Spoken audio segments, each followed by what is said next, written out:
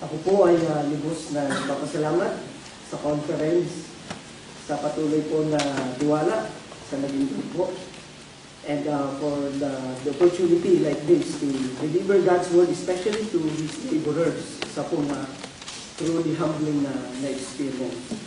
So this morning, may I invite you all to open your Bibles to Genesis chapter 39. And we'll be reading verses 1 to 6, and then we jump sa verses 70 to 23. Now Joseph had been brought down to Egypt, and Potiphar, an officer of Pharaoh, the captain of the guard, an Egyptian, had brought him from the Ishmaelites, who had brought him down there. The Lord was with Joseph, and he became successful man, and he saw in the house of the Egyptian master, as he was in the Egyptian master. His master saw that the Lord was with him, and that the Lord caused all that he did to succeed in his hands. So Joseph found favor in his sight, and attended him, and made him overseer of his house, and put him in charge of all that he had. From time to time, he had made him overseer in his house, and over all that he had. The Lord blessed the Egyptian's house for Joseph's sake. The blessing of the Lord was on all that he had in house and field. So he left all that he had in Joseph's charge, and because of him, he had no concern about anything but the food he ate. Verses 17.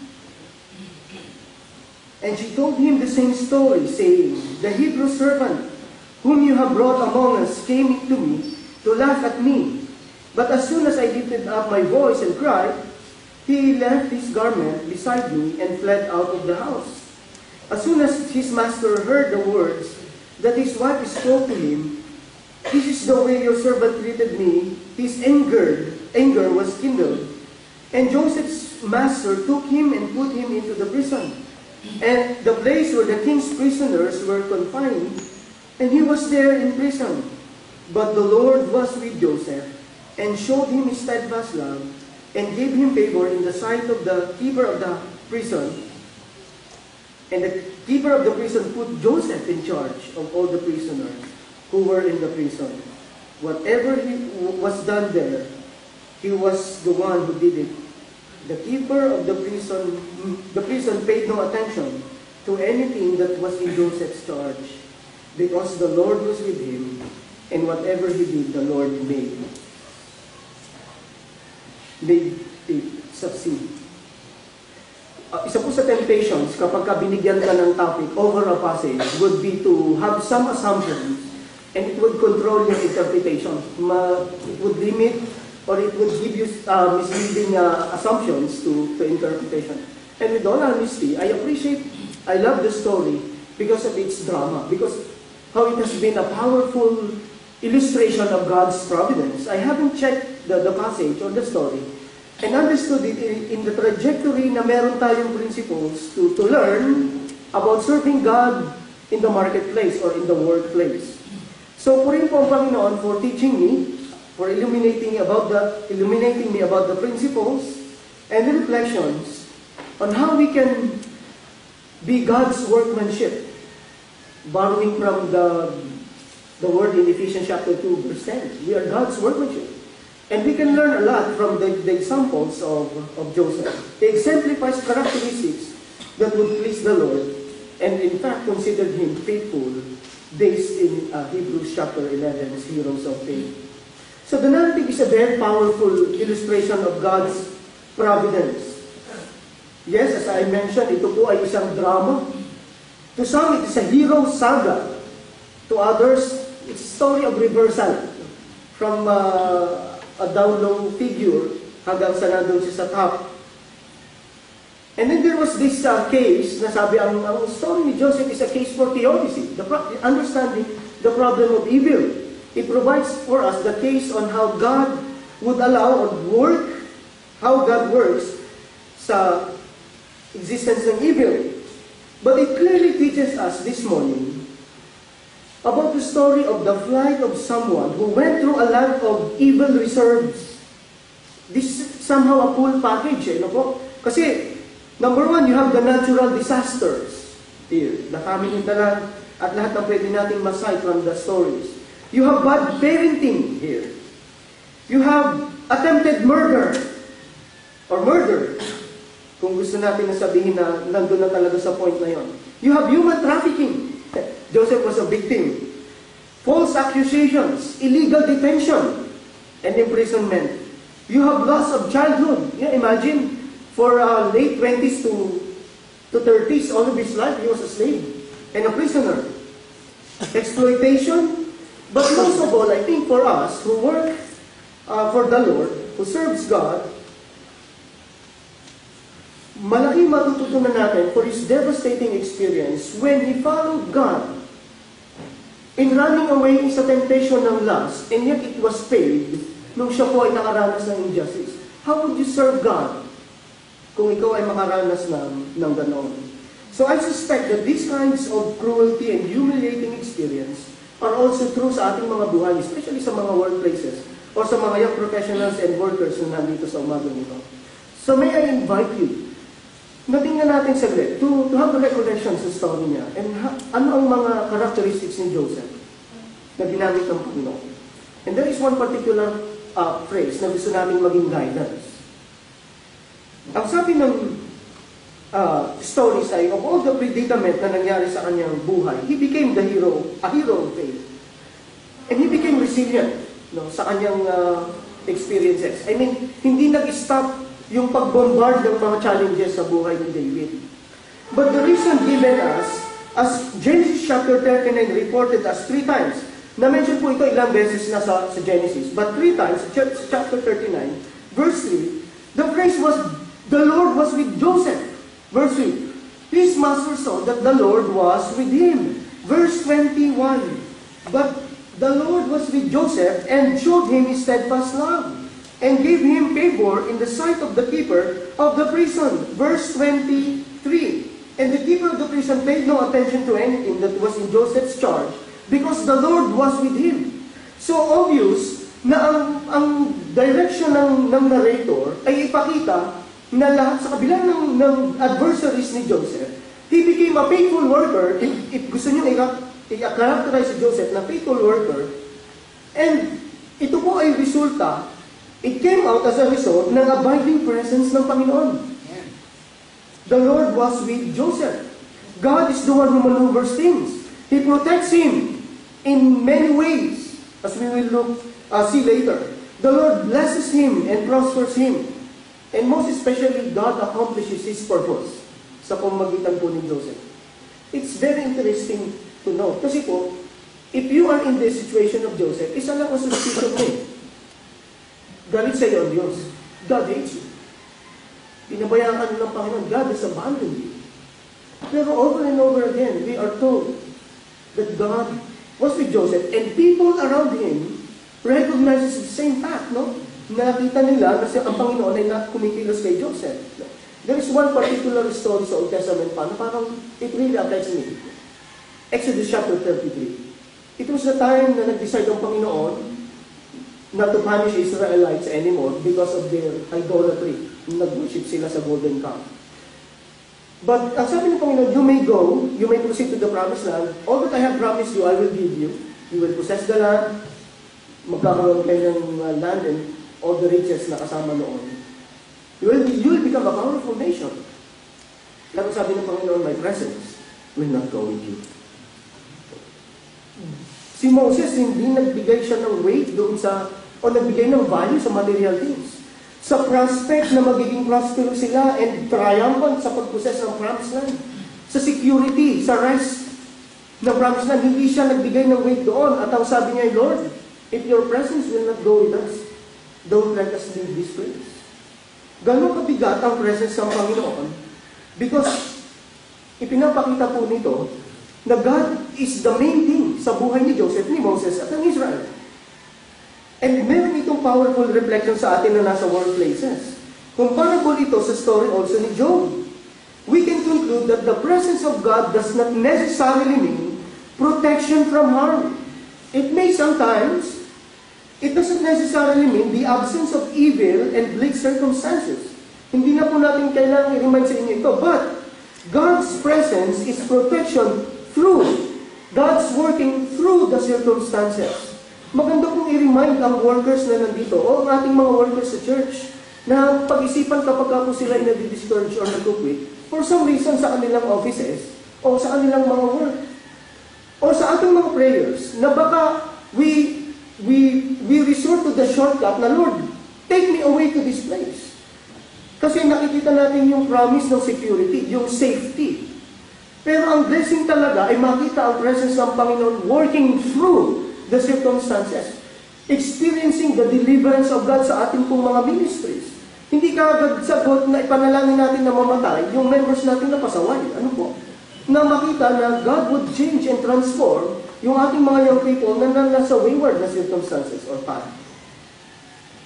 Tama po yung interpretation, yung translation ng NIV sa Romans chapter 8 verse 28. Sa iba po ay all things work together for good. As if all things are working, no? Pero sabi ng NIV, God works in all things. It's God who maneuvers things. At importante or key ang presence ng Panginoon sa buhay natin. Not only in the church, but in the workplace. So number one, in the case of Joseph, the presence of God keeps Joseph in his faith. Kung isa-survey natin, nag-exemplify si Joseph ng impressive na character. Well, as a child, we could simply characterize him as a spoiled brat that he is. Ano po? But he seemed to have matured fast nung nagsimula po ang kanyang trials. From the pit, he was pulled to be the most reliable slave, working hard and very trustworthy. And then out of a daily temptation, hindi lang kasi one time na sinasayawan si Joseph ng wife ni Potiphar, kinakalapit no? It's a daily, according sa record ng Genesis. Ang kanyang ginawa ay, he showed the fear of God. Hindi pragmatism ang kanyang sinagot na, no, I will not resort to that temptation. No, I will not succumb to your temptation kasi nasa good position na ako. No? I was put in charge. Hindi siya nag-calculate ng positivity sa kanyang side. Ang calculation niya kagad ay, I will not sin against God. So it's the fear of the Lord na nasa sa kanyang sarili and not the spirit of pragmatism. And then after na magbayad siya sa kanyang ginawa, na-accuse kasi siya and in prison, he keeps his insanity to keep in mind the covenant of God. Kasi nung sabi ng asawa ni Potiphar, yung temptation niya, sabi sa verse 8 ng chapter 39 ay, because of me. That language is based sa covenant sa patriarchs. No? You are being blessed because of me and I will not break the pattern. God is with me. God is working through me. I will not break the pattern despite ng injustice and false accusation. And then came the prison story. We see him does it all over again. He continued to be a healthy person sa kanyang relationships. I mean, people, kapag po na-experience ninyo itong failed trust from the brothers, from the master, from the master's wife, it's hard to trust people anymore. Especially sa nasa prison. Would you trust people na kasama ni Joseph? It would be unsafe and even unnecessary to exercise his gift of interpretation. Pero nakita natin, you know the story. He interpreted their dreams.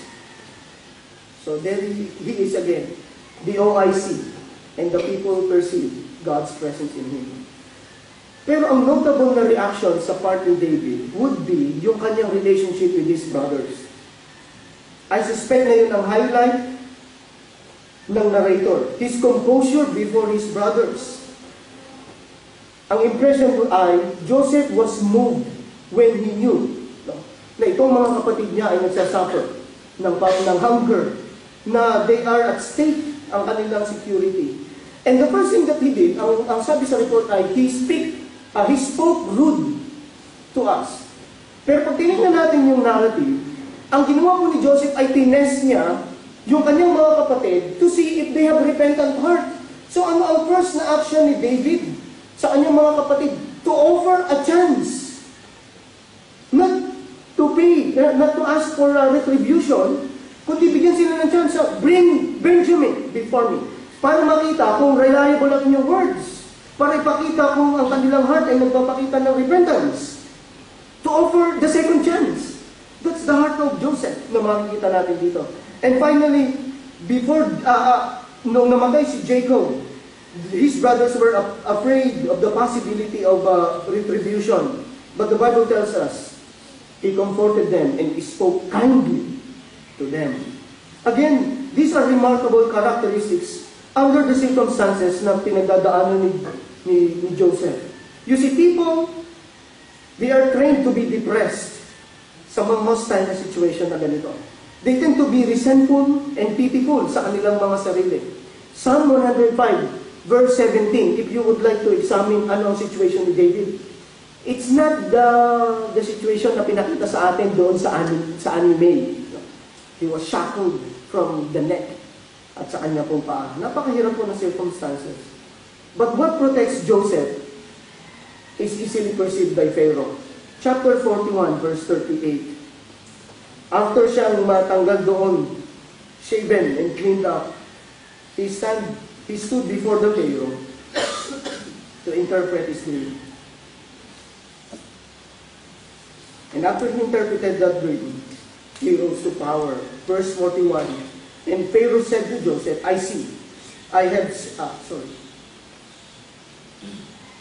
And Pharaoh,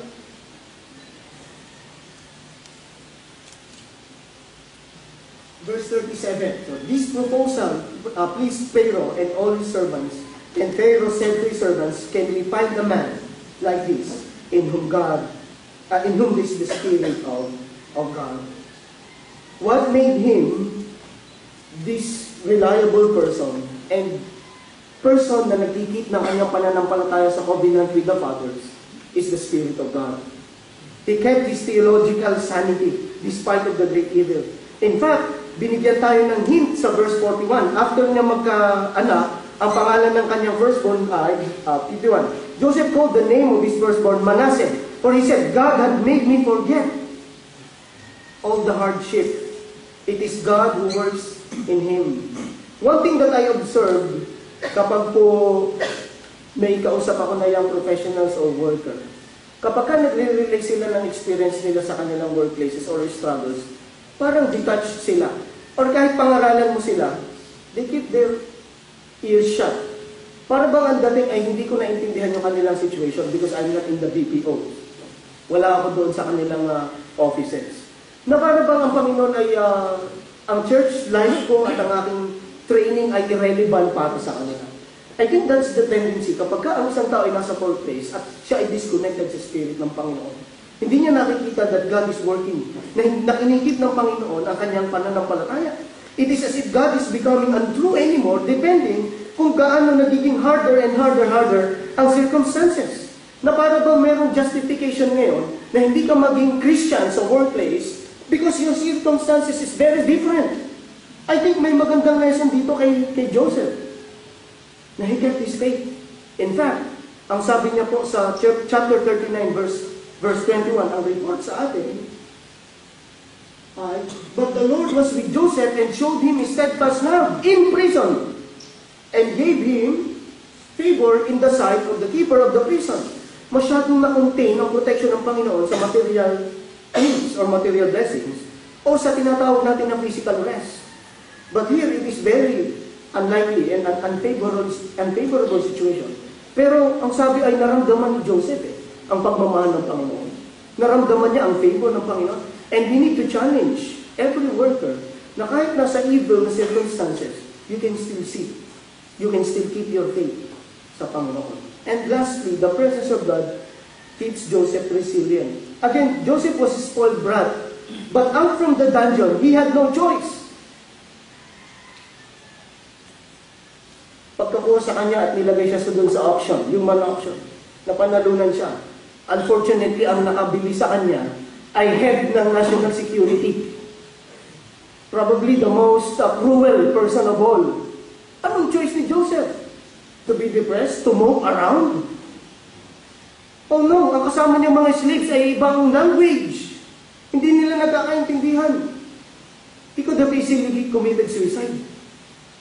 But you see, Joseph rose as the top or the best slave there is in the house of Potiphar. Then after that, he showed respect to his master. Then after that, he showed fear to God's word.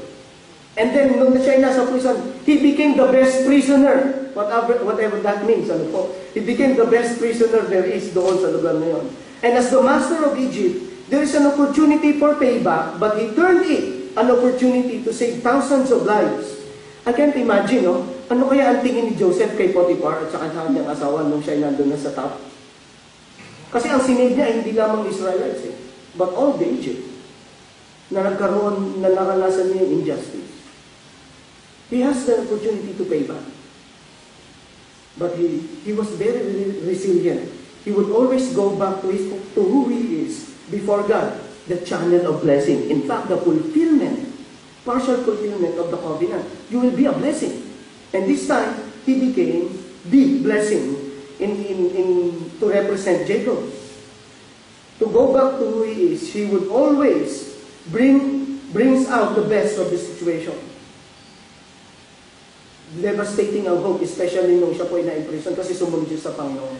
We are told again, the second name of his child, verse 52. The name of the second, he called Ephraim, verse 52, for God had made him fruitful, naging productive siya sa kabila ng kanyang circumstances, in the land of my affliction.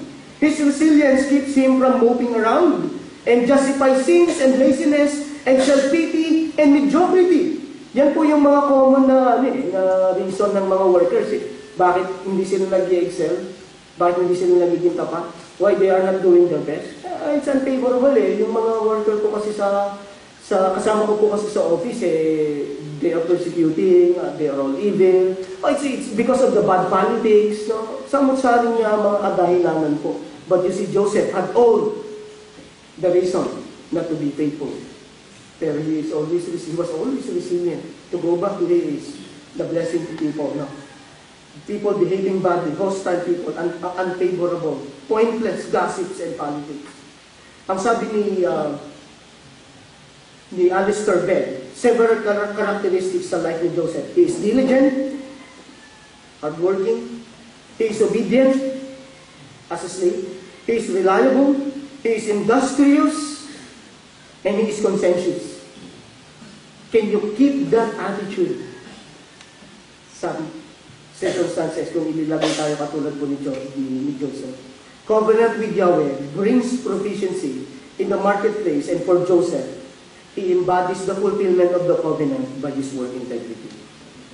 In fact, it's funny, I just learned while I was preparing na while the brothers are discussing, hindi nila alam na naiintindihan ni Joseph yung kanila pinag-usapan because it was reported Joseph was using translator. In other words, as a slave,